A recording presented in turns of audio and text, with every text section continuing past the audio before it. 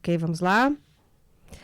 Olá, sejam todos muito bem-vindos. Eu sou Juliana Sartori, estamos na AERP, Associação das Emissoras de Rádio e Difusão do Paraná, e damos sequência, então, às entrevistas com os principais candidatos ao Senado no Paraná. Foram convidados os candidatos cujos partidos têm pelo menos 5 representantes no Congresso para falar sobre propostas e o que pensam sobre os principais assuntos que devem ser discutidos em Brasília nos próximos anos. E quem participa hoje da série é o bancário e sindicalista Laércio Matias, candidato ao Senado pelo PSOL no Paraná, natural de São Miguel do Oeste, Santa Catarina. Laércio Vidal Matias, 59 anos, mora em Cascavel, é casado, pai de 4 filhos e hoje é diretor do Sindicato dos Bancários de Cascavel e região.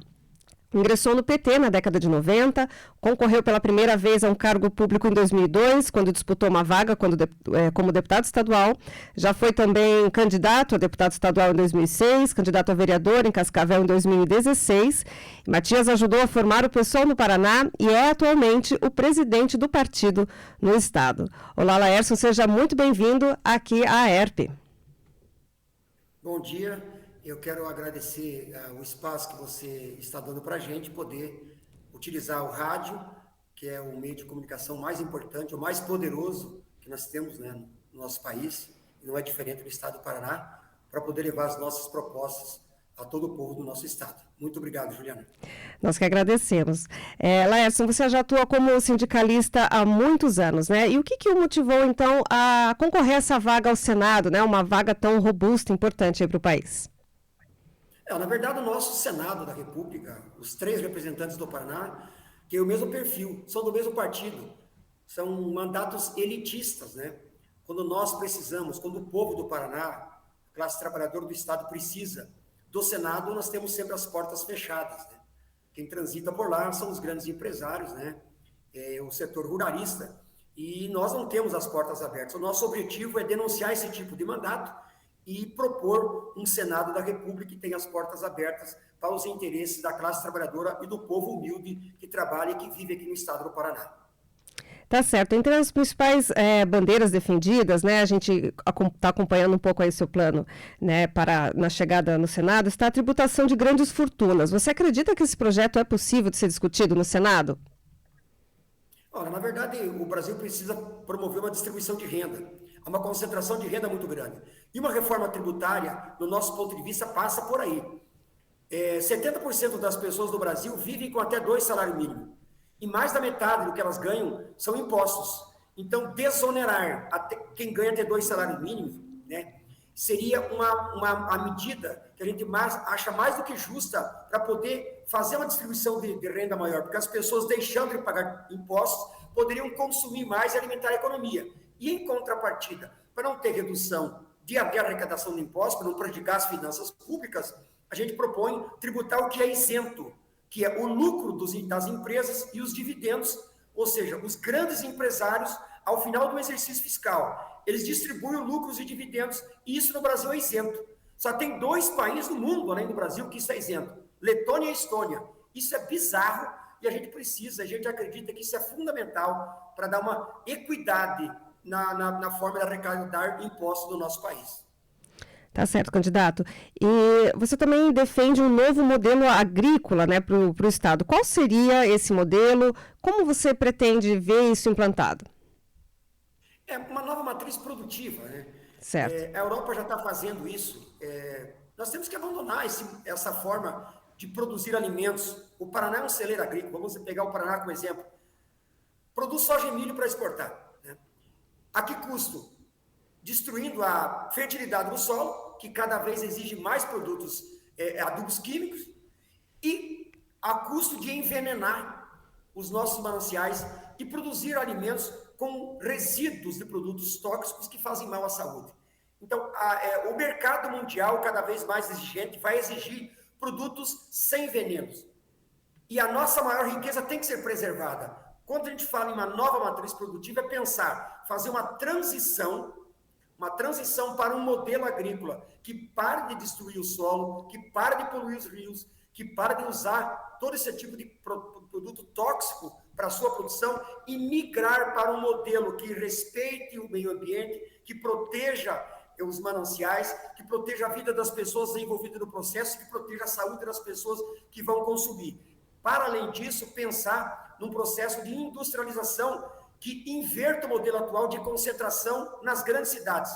Cada região com a sua vocação, e existe tecnologia atualmente no Brasil para isso, fazer pequenas indústrias com energia limpa, solar, né, energia solar eólica, sem produção de resíduos, ou seja, o resíduo da própria indústria ser utilizado na adubação ou na geração de energia, ou seja, plantas pequenas com vocação regional, fazendo uma migração das pessoas das grandes cidades para as pequenas cidades, com melhor, agregando valor ao produto primário, que industrializado vai gerar muito mais divisas para o Estado e para todas as pessoas que vão estar envolvidas nesse processo produtivo para o interior do nosso Estado. Então, é um desafio que a gente tem, nós temos que pensar o futuro, eleição é também para isso, e nesse caso, através do Senado, nós podemos promover um grande debate para colocar as empresas públicas de pesquisa, Embrapa, né, colocar as universidades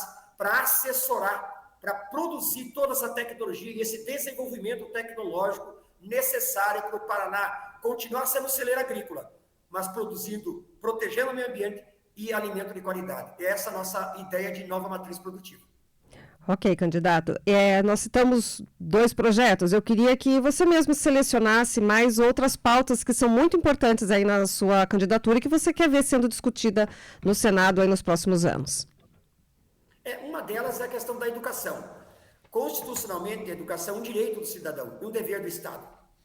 Porém, nós estamos percebendo que há uma desigualdade muito grande na oferta de educação para os brasileiros. Tem cidades que o professor ganha salário mínimo, tem cidade que o professor ganha 3, 4 salários mínimos.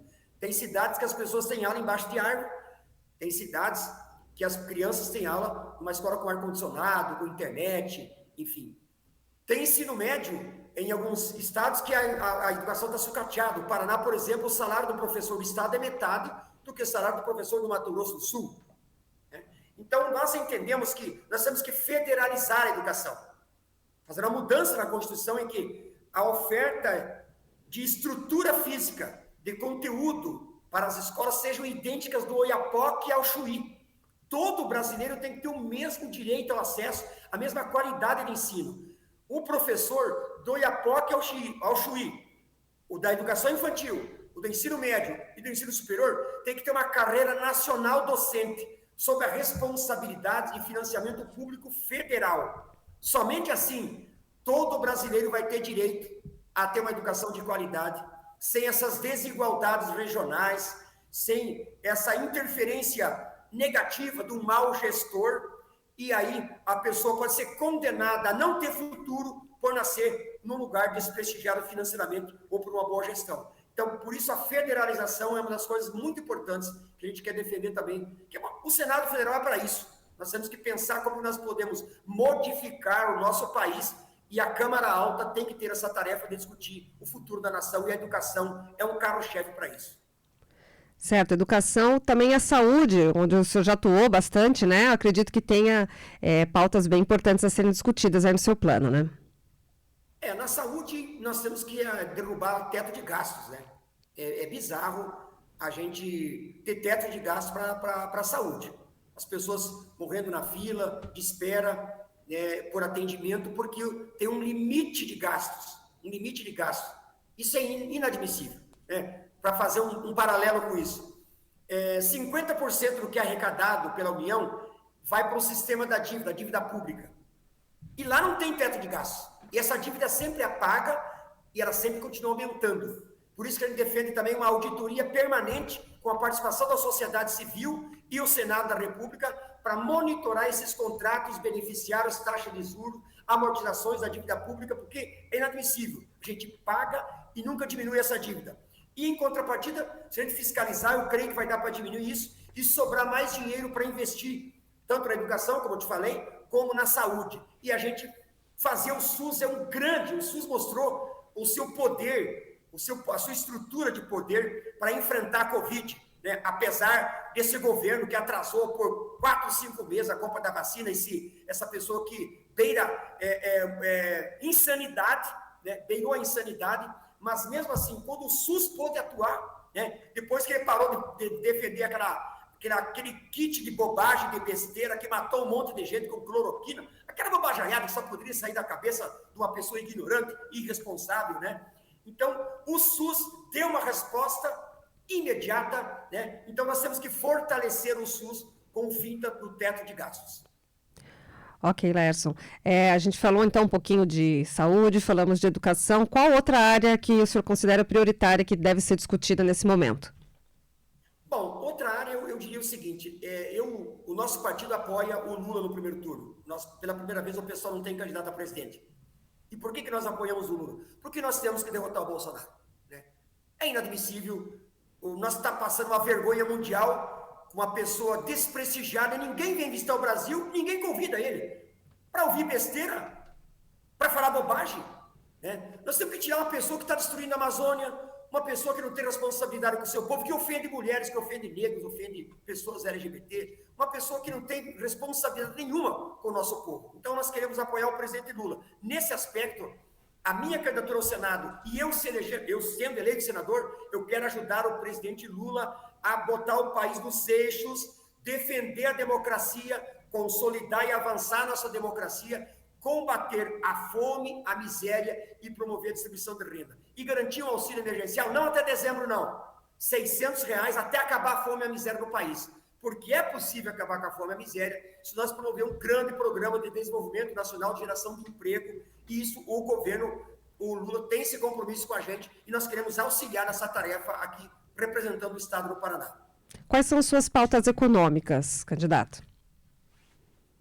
Olha, na questão da economia, é isso que eu te falei. Nós temos o projeto nacional que o Lula está gestando e nós temos que começar pela questão da industrialização. Né? O país abandonou o projeto de industrialização nacional. Abandonou. Né? Está abandonado. Nós temos que novamente retomar um grande projeto de desenvolvimento nacional. Os vários projetos que estavam avançando até depois que o Temer assumiu, todos estão paralisados. Todos estão paralisados. O Brasil depende muito da importação. Nós temos que começar a produzir as coisas que a gente precisa consumir aqui no Brasil. Nós temos que depender cada vez menos da importação. Ou uso o exemplo da máscara, dos produtos da máscara, da seringa. O Brasil ficou dependendo da China. Por que ficou dependendo da China? É tão fácil fazer isso. Por que não tinha? Pequenas coisas. O Brasil tem que começar a retomar isso. Então, esse desenvolvimento econômico, essa é uma tarefa que nós temos que auxiliar o país a pensar através do BNDES, do Banco do Brasil, da Caixa Econômica, financiar e estimular o desenvolvimento nacional novamente. O desenvolvimento nacional foi abandonado. E uma outra coisa, 1/4 da arrecadação de tributos da União, ela é perdida, ela é dada de presente para setores da economia através de desoneração fiscal. Qual a contrapartida e benefício da sociedade brasileira com esse tipo de desoneração fiscal? Temos que fazer um pente fino nisso. Tem que desonerar setores da economia? Sim, desde que isso beneficie o conjunto da sociedade. Isso não pode ser usado para beneficiar uma empresa ou um grupo de acionistas, como está acontecendo hoje. Tá certo. Agora, a gente falou de alguns dos assuntos que o senhor tem desejo, né, claro, de tratar chegando ao Senado, mas a gente sabe que a pauta do Congresso, né, já tem algumas questões que devem ser discutidas, provavelmente já iniciando aí o próximo ano, né? Muito tem se falado das reformas, de reforma tributária, reforma política, enfim, outros assuntos aí que devem entrar em pauta em breve. Dentre esses assuntos que devem ser discutidos aí nos próximos anos, quais o senhor destaca e como pretende se posicionar? Sobre a tributária, é isso que eu te falei. Sim. Eu discordo dessa pauta no Senado, que está no Congresso, a maioria dela, é que é só simplificar a arrecadação. Não é só simplificar, tem que inverter a forma de cobrar impostos. Tem que desonerar 70% da população e, em contrapartida, onerar as grandes fortunas. Né? Então, esse é o viés que a gente vai intervir nesse processo de reforma tributária. A Unafisco e várias organizações fazem pesquisa e mostram que não é necessário aumentar imposto nenhum, né? É só criar o tributo sobre quem está isento e desonerar embaixo. E o imposto de renda está há quantos anos sem corrigir a tabela? É um absurdo. As pessoas que vão ganhar agora 2 salários mínimos vão pagar imposto de renda. Tem cabimento cobrar imposto de renda de quem ganha até 2 salários mínimos? E por que vai cobrar de quem ganha 2 salários mínimos? Porque não corrige a tabela. E aí, o próprio crescimento vegetativo do salário mínimo pela reposição inflacionária vai cair na tributação. Então, isso é injusto. Nós temos que acabar. Sobre a reforma política, a grosso modo, eu diria assim, primeira coisa, nós temos que acabar com a reeleição do Poder Executivo. Via de regra, as pessoas se reelegem. E, via de regra, o segundo mandato é um desastre. É um desastre. Olha para o Beto Richa. Olha para o Beto Richa. Não quero entrar no mérito se ele era ou não culpado, se ele era ou não criminoso, se vai ser ou não condenado. A verdade é que o governo dele foi um desastre. E ele saiu correndo pela porta dos fundos, com o oficial da justiça e com a polícia atrás dele. Isso é regra no país. Tem que acabar com isso. A pessoa tem que fazer um programa de governo e governar naquele período e cumprir com a sua tarefa. Não fazer tudo para ganhar um segundo mandato, que é um desastre, né? E sobre o Senado da República, por que 8 anos? Vamos deselitizar o Senado. Por que tem que ter 8 anos? Não tem que ter 8 anos. É 4 anos só. É só 4 anos. Entende? E é isso que eu entendo. E uma outra forma que eu entendo que nós deveríamos fazer, e essa é difícil, porque a reforma política vai ter que ser aprovada pelos políticos, né? Nós temos que criar mecanismos de tirar do Congresso essas pessoas que só fazem leis, né? Que distribuem fundo partidário, fundo eleitoral, tempo de televisão, para impedir que eles saiam dos cargos. Essas pessoas que criaram agora um orçamento secreto de 16 bilhões de reais, orçamento secreto. Juliana, pensa para mim. A administração pública, um dos princípios é a publicidade, a transparência. Como é que pode o poder legislativo pegar 16 bilhões de orçamento, sequestrar a saúde, a educação, a segurança pública, da agricultura, botar numa caixa e distribuir pelos senadores, pelos deputados, e ninguém vai saber para onde ele mandou dinheiro, só quem vai ser beneficiário. Isso é corrupção pura. Isso é corrupção pura. Então, a grande reforma política que a gente precisa, né, eu acho que tem que ser de iniciativa popular. E eu penso que nós temos que criar mecanismos de democracia direta. O plebiscito e o referendo, eu acho que nós temos que pensar como facilitar, né? Dá um exemplo, nos Estados Unidos, tem uma eleição lá, um estado tem 10, 15, 20 plebiscitos junto com a eleição, em que as pessoas, os eleitores, diretamente escolhem sim ou não a determinados projetos e políticas públicas. Então, eu creio que a reforma política só poderia se realizar com esse tipo de expediente, porque se depender dessa camarilha, dessas quadrilhas que operam no Senado da República e na Câmara Federal, infelizmente a população vai ficar sempre se sentindo traída, porque eles não têm um pingo de vergonha na cara, não têm zelo com o patrimônio público e não têm responsabilidade com o futuro da nação. Tá certo, candidato. Vamos falar um pouquinho agora da campanha, né? O momento que está vivendo o seu partido, o PSOL, e a sua trajetória, né? Tá chegando aí essa candidatura ao Senado aqui no Paraná. Queria que fizesse uma análise de como é que está o partido, como é que está a presença do partido no Estado, e como é que está vendo essa movimentação agora nesse início de campanha. O PSOL constituiu federação com a Rede. Então, nós temos no Paraná, pela primeira vez, tanto a Rede quanto o PSOL, nós vamos ter chapa completa para deputado estadual, 55 candidaturas, né? E vamos ter 31 candidaturas para deputado federal, pela primeira vez. Isso significa que a gente vai eleger pela primeira vez, não sei ainda se do PSOL ou da Rede, mas da nossa federação, né? Nós vamos eleger pela primeira vez, nossa expectativa é pelo menos 2 deputados estaduais e pelo menos 1 deputado federal. Então, a gente vai dar um passo gigante, né, no Paraná, que nós éramos partidos pequenos, e vamos conseguir levar, digamos, a nossa mensagem para dentro do Poder Legislativo estadual e para a Câmara Federal, né? Isso é importante. Nós temos também a nossa candidatura ao governo do Estado, que é a professora Ângela, né, lá de Curitiba. Nós construímos um programa de governo, né, linkado com digamos assim, para dar uma deselitizada nas propostas do governo do Estado, que o governo do Paraná volta e meia são famílias com o mesmo sobrenome do mesmo grupo que dirige. Então, a gente tem esse desafio de fazer uma proposta. A professora Ângela é a nossa candidata, e a nossa campanha vai se pautar em cima disso, né? Essa nova mensagem, repensar a nossa matriz produtiva, pensar uma nova forma de fazer o governo, levar essa injeção de ânimo para dentro do Senado, da Câmara Federal, da Câmara Estadual. Como fazer campanha? Partido pequeno, baseado na nossa militância, nos municípios que nós temos os nossos diretórios e onde temos as nossas candidaturas. E contando, obviamente, com o apoio como esse que você está nos dando, para que as pessoas possam saber o que a gente pensa, o que a gente defende, e quem sabe, e nós temos expectativa que seja positivo, de que eles possam estar contando, colaborando com a gente também, na medida que eles vão aderindo a essa nossa proposta, esse nosso projeto.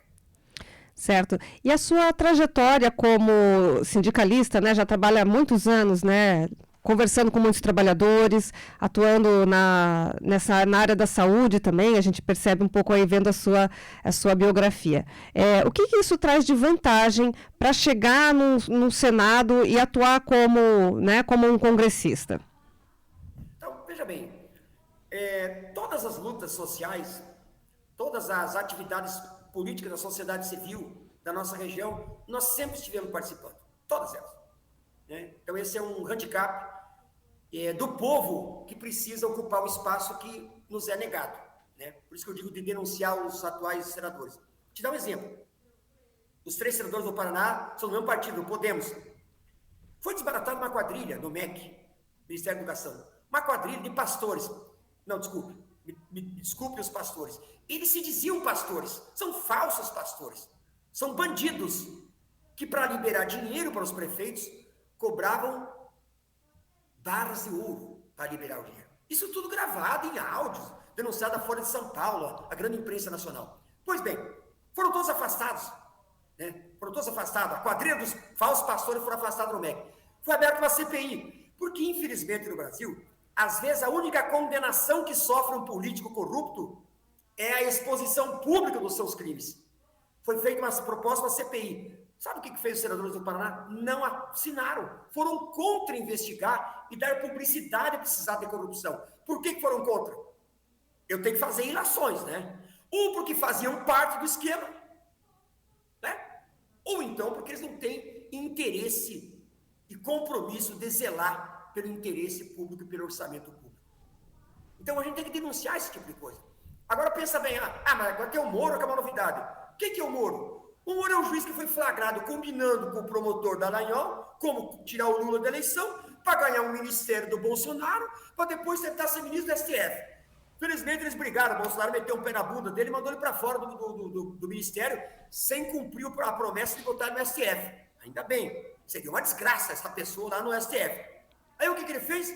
Foi para os Estados Unidos trabalhar para algumas empresas que foram beneficiadas com a Lava Jato. Voltou para o Brasil para ser candidato a presidente. Não deu certo, o povo não aceitou ele. Aí voltou para São Paulo. Disse que ia ser candidato ao Senado em São Paulo. Felizmente, ou infelizmente, o Tribunal Regional Eleitoral falou: Moro, vaza, cai fora, velho. Você não é aqui de São Paulo, não. Aqui você não tem domicílio eleitoral. Voltou a criatura para o Paraná.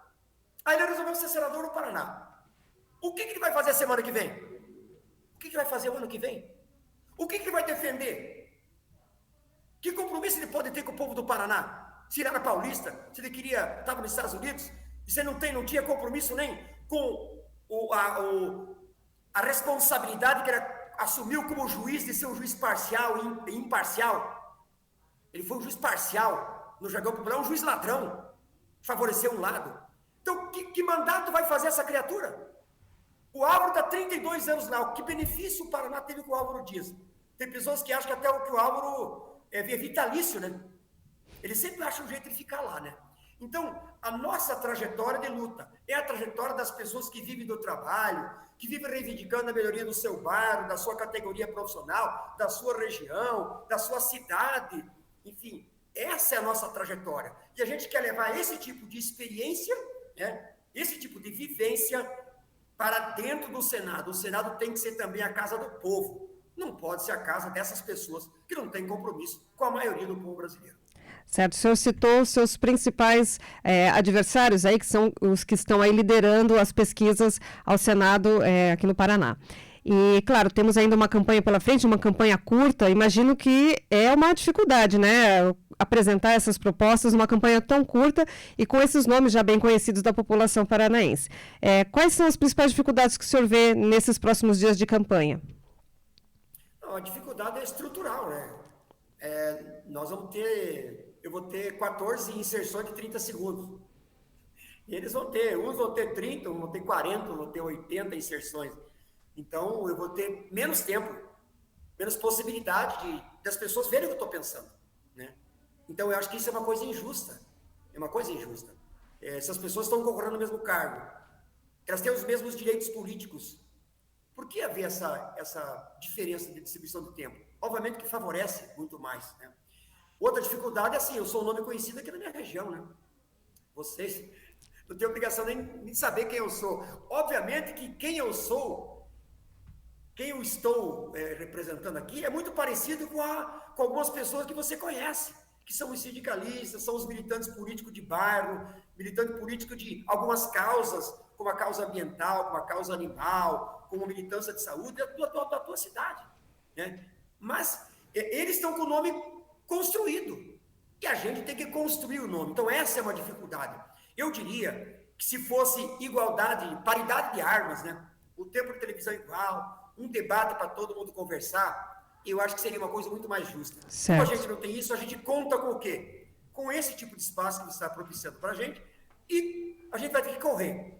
Eu vou ter que sair para a rua, dialogar com as pessoas, coisa que eles não vão fazer, porque eles não precisam, para dizer quem eu sou, o que eu quero, o que eu pretendo, e quem sabe conseguir convencer as pessoas de que é importante mudar a forma de ter a representação no Senado da República aqui no estado do Paraná. Tá certo, candidato. A gente está chegando ao final da entrevista e a última pergunta que eu faço para todos os candidatos é a seguinte, né? Se o senhor puder responder de forma concisa para a gente poder encerrar. Qual que é o papel de um senador e do partido nesse atual cenário político de polarização? Como é que o senhor vê essa questão? Olha, o papel do Senado, eu espero ter descrito para ti, né? Pelo que eu estou propondo. Eu proponho que o Senado tem que assumir a responsabilidade, né, de promover a mudança da legislação, e eu propus 3 mudanças constitucionais que mude a nossa forma de funcionamento do próprio Estado, né, para favorecer a população. Então, é um papel de legislador, não é um papel de receber amiguinhos em Brasília e distribuir verbinha para prefeito, não, que é o que faz agora. Não é nada disso, não. Então tem que mudar isso. E na questão da polarização, eu tinha a dizer para você o seguinte: olha, eu a vida inteira participei de eleição e eu sempre conversei com todos os meus adversários com muito respeito. E toda vez que terminava a eleição, quem ganhava ou perdia, no outro dia ele estava jogando bola, ele estava conversando na rua, no supermercado, e a gente continuava amigo, ou continuava se respeitando. Hoje em dia é uma coisa bizarra. Nós temos uma criatura que prega o ódio, a discórdia, né? E nós temos um clima que precisa ser afastado da nossa vida, da sociedade. Então, eu diria que, por isso que nós estamos apoiando o Lula, nós queremos resgatar novamente aquela paz social, aquele respeito mútuo ao adversário. O exemplo é o Lula e o Alckmin. Eles brigaram a vida inteira. Mas terminavam as eleições e não se tornavam inimigos. Eu não sou inimigo de quem pensa diferente de mim. Eu tenho que respeitar quem pensa diferente de mim. E esse clima é muito ruim. Nós temos que restabelecer um ambiente nacional de respeito à democracia e às nossas diferenças. É dentro desse cenário que eu acredito que o país, que a sociedade, que o Congresso, que os governantes podem encontrar as melhores saídas para os problemas que a nossa sociedade está vivendo. Tá certo, Laércio. Agradeço muito a sua participação, desejo uma boa sorte aí na campanha e na sua caminhada. Muito obrigada. Eu que agradeço e aproveito então para pedir o voto do eleitorado paranaense. Sou Laércio Matias, sou candidato ao Senado da República, né, pelo estado do Paraná. Sou o senador que vai ajudar o Lula a mudar esse país. O meu número é 500. Tá certo, Laércio, muito obrigada. Muito obrigada a você pela companhia, pela audiência. A gente retorna, então, com mais entrevistas aqui com os principais candidatos ao Senado no Paraná. Obrigada.